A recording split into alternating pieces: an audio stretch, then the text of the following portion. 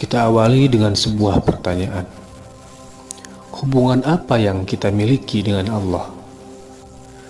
Bahwa Dia adalah Tuhan pemilik segalanya dan kita adalah hamba atau budaknya, itulah hubungannya. Jika seseorang benar-benar dapat memahami perkenalan pembuka tentang Allah ini, maka semestinya kita akan mendapatkan sebuah kesimpulan. Kesimpulan itu ialah Iyyaka na'budu. Hanya kepadamu kami rela menghamba kepadamu. Mari kita bicarakan terlebih dahulu tentang perbudakan.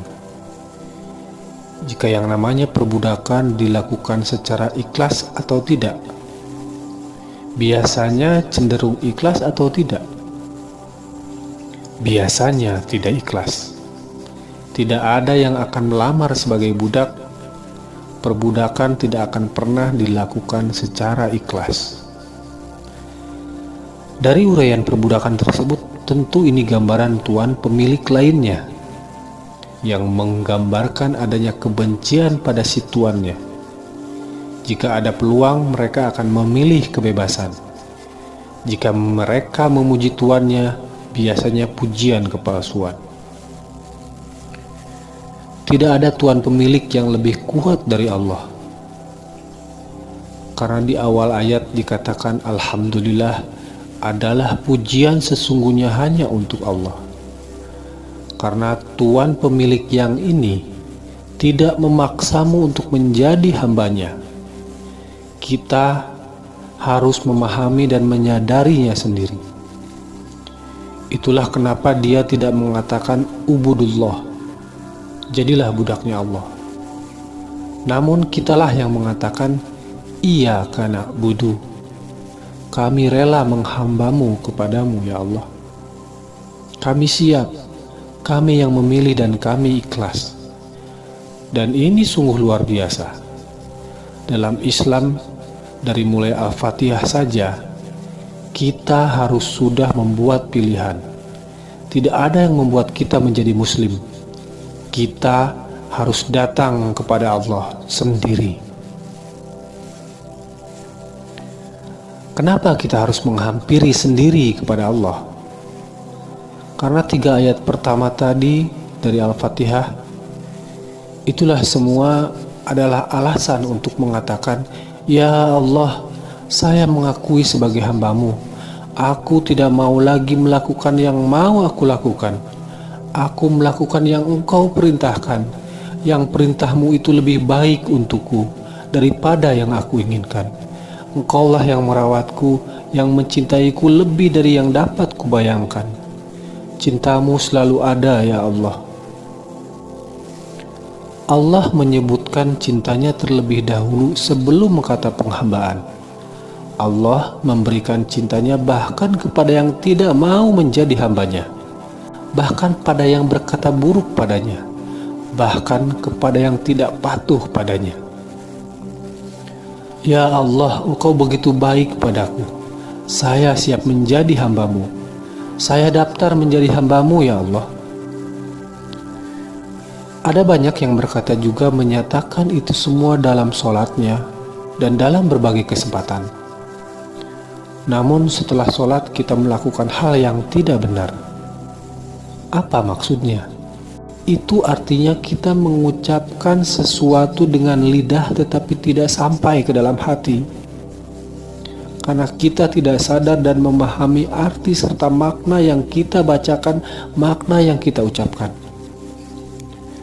Saat kita menyatakan Iyyaka na'budu, membuat perjanjian dengan Allah, di sisi lain kita melakukan pelanggaran terhadap perjanjian itu. Apakah itu tidak sama dengan menyerang Allah? Mari kita renungkan. Kemudian kita lanjut pada kalimat berikutnya, Wa iyyaka nasta'in, hanya pertolongan-Mu lah yang aku cari. Apa arti ini semua? Bahwa saat kita mengakui diri sebagai hamba Allah, kita harus pahami bahwa itu bukanlah hal yang mudah. Ini sebuah komitmen besar yang kita buat terhadap Allah, bukan hal yang kecil. saat membuat komitmen besar, kita butuh pertolongan dan kita tidak bisa melakukannya sendiri. Itulah selanjutnya ayat Iyyaka nasta'in, kepadamu hamba memohon pertolongan. Pertolongan ini sesuatu yang spesifik, sesuatu yang khusus. Pertolongan khusus ini hanya akan diberikan ketika kita sudah melakukan sesuatu terlebih dahulu, tetapi tetap selanjutnya membutuhkan bantuan. Jadi orang yang tidak melakukan apa-apa tidak dapat meminta pertolongan khusus ini. Dengan kata lain, ya Allah, aku sudah mencoba, aku sudah berusaha, namun aku butuh pertolonganmu. Itulah Iyyaka nasta'in. Itulah prinsip dari Allah. Kemudian ada kalanya seseorang itu tidak berusaha, namun tetap memohon pertolongan kepada Allah. Maka pertolongan itu tidak akan pernah Allah berikan. Kita ingat ketika para sahabat ditolong Allah dalam perang Badar. Para sahabat harus berjalan terlebih dahulu menuju medan perang, lalu berhadapan dengan musuh. Maka setelah itu malaikat datang membantunya. Begitu pula Nabi Ibrahim alaihissalam dilemparkan ke dalam api terlebih dahulu, lalu kemudian api itu dingin. Artinya kita harus bergerak berusaha terlebih dahulu, barulah di situ pertolongan Allah menyertai kita. Di sisi lain, ada orang yang merasa bisa melakukan segala sesuatunya sendiri. Mereka tidak butuh bantuan dari Allah. Saya dapat kerjaan karena saya cerdas. Saya punya bisnis yang baik karena saya membuat keputusan yang tepat.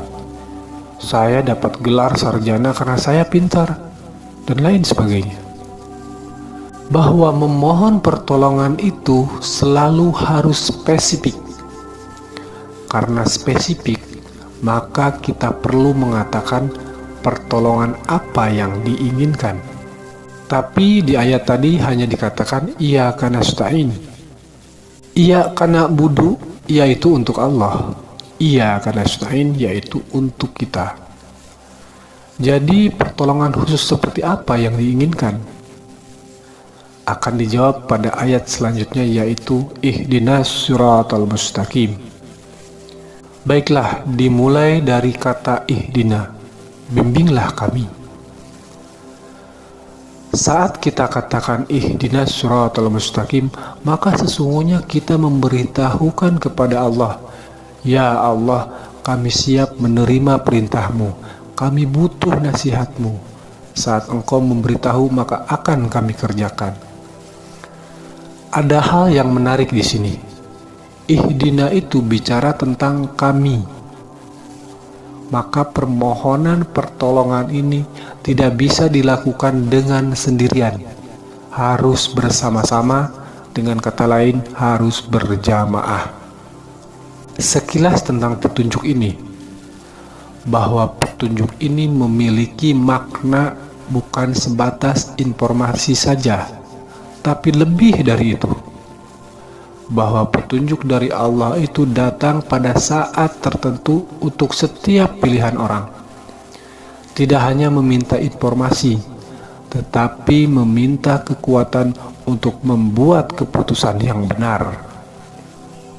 Terkadang kita sudah mendapatkan informasinya saja, tetapi salah mengambil keputusan. Karena kita tidak memiliki kekuatan, keinginan, komitmen, ataupun pola pikir yang benar untuk membuat yang benar. Jika hanya sekedar informasi, kita hanya membutuhkannya sekali saja. Berbeda dengan petunjuk, itu harus diminta secara berulang-ulang. Sekarang kita bahas tentang Shiratal Mustaqim, jalan yang lurus. Arti sebenarnya dari ayat ini adalah bimbinglah kami hingga melalui akhir dari jalan yang lurus. Ada 3 implikasinya. Pertama, di ayat ini sangat unik. Kita meminta kepada Allah agar ditunjukkan arah, tapi bukan ke tempat tujuan, tapi ke suatu jalur. Berarti hanya ada satu jalur untuk sampai ke tempat tujuan tersebut. Jika kita sudah di jalur itu, kita tidak perlu lagi diberitahu, karena kita pasti akan sampai ke tempat tujuan. Yang kedua, arti selanjutnya adalah setelah menemukan jalur itu, tetaplah kita meminta dan membutuhkan pertolongan dan bimbingannya. Ya Allah, kami perlu mengetahui bagaimana cara melakukannya. Ketiga, ya Allah, temani aku dan bantu aku sampai akhir perjalanan ini, sampai ajal tiba. Kemudian kata syirat diartikan jalan, tetapi jalan di sini memiliki kekhususan. Ada dua arti dari kata syirat. Yang pertama berarti jalan yang lebar, bukan jalan yang sempit. Jika lebar, maka bisa ditempuh secara bersama-sama dalam jumlah banyak. Arti syirat yang kedua berarti jalan yang lurus, tidak ada belokan, lurus saja. Arti syirat yang ketiga berarti jalan yang jauh dan berbahaya.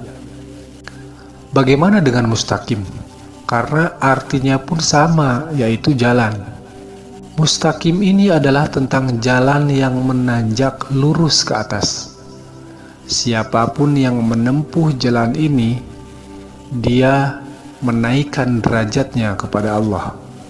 Dengan kata lain, meningkat. Semakin meningkat, maka ia semakin meninggalkan cintanya kepada dunia. Semakin meningkat, akan semakin berbahaya. Semakin tinggi, semakin mudah untuk jatuh. Tetapi semakin tinggi pula, semakin luas apa yang bisa kita lihat. Kita akan memahami sesuatu yang selama ini belum kita pahami. Kita menemukan kesadaran yang sebelumnya tidak kita sadari. Kita bisa melihat yang orang lain belum lihat. Baiklah, kita lanjutkan.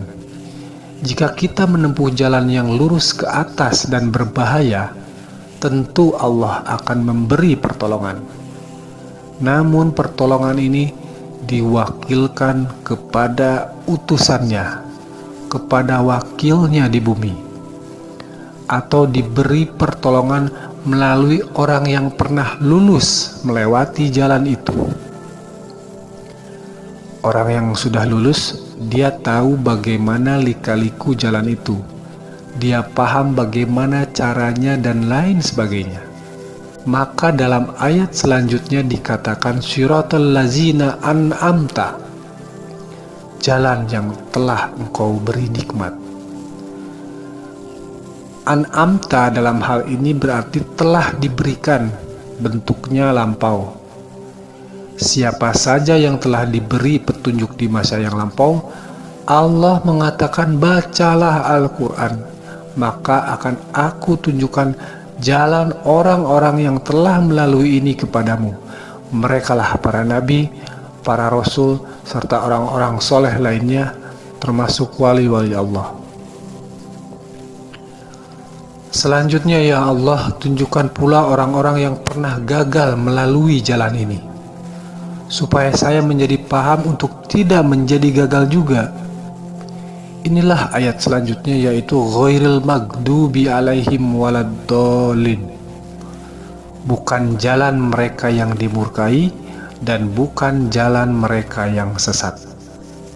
Rasulullah mengatakan ada sifat dari beberapa orang Yahudi yang memiliki sifat yang dapat dijelaskan dengan kata maghdubi alaihim.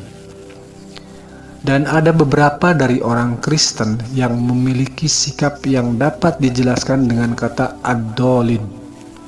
Yang dibahas di sini adalah sifat dan sikapnya.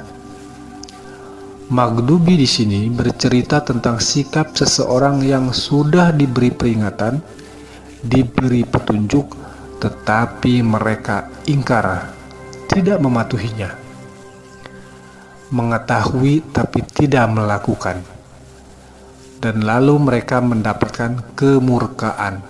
Kemurkaannya bukan saja datang dari Allah, tetapi datang dari malaikat, dari para nabi dan rasul, dan para leluhurnya juga keturunannya.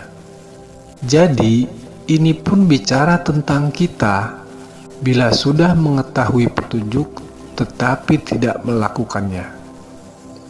Maghdubi ini kata benda, tidak bicara ruang dan waktu, yang artinya bisa terjadi kapan saja, di mana saja, dan kepada siapa saja, termasuk kita. Kemudian kata dolin, artinya sesat. Ad-dolin adalah mereka yang berbuat kesalahan karena tidak memahaminya. Inilah yang membuat surat Al-Fatihah ini menjadi sesuatu yang sangat indah. Karena bagaimana mungkin manusia bisa berkata seperti ini? Ini pasti bukan perkataan manusia. Sebagai penutup, ada dua tema besar di dalam Al-Fatihah, yaitu ilmu dan perbuatan. 3 ayat pertama berbicara tentang ilmu pengetahuan, yakni pengetahuan tentang siapa Allah. Dan 3 ayat terakhir adalah tentang perbuatan. Ada 3 kondisi. Pertama, sebagian orang memiliki ilmu. Jika ilmumu mendasari untuk melakukan perbuatan, maka pasti berada di jalan yang lurus. Kondisi kedua, ada sebagian orang yang memiliki ilmu pengetahuan, tetapi ia tidak berbuat sesuai dengan ilmunya itu. Itulah yang disebut golongan maghdubi. Kondisi ketiga, ada juga sebagian orang melakukan perbuatan tapi tidak didasari dengan ilmu yang benar. Inilah yang disebut golongan dolin. Al-Fatihah juga memiliki 3 bagian objek lainnya yang membahas tentang, pertama tentang Allah, yang kedua tentang kesepakatan kita dengan Allah, yang ketiga tentang diri kita. Demikian kajian ini disampaikan, semoga menjadi catatan penting untuk kita pelajari juga sebagai bahan perenungan yang mengantarkan kita diperbaikinya kehidupan kita lahir dan batin, sehingga kita menjadi hamba yang layak untuk mendapatkan pertolongannya sampai akhir hayat kita. Terima kasih. Wassalamualaikum warahmatullahi wabarakatuh.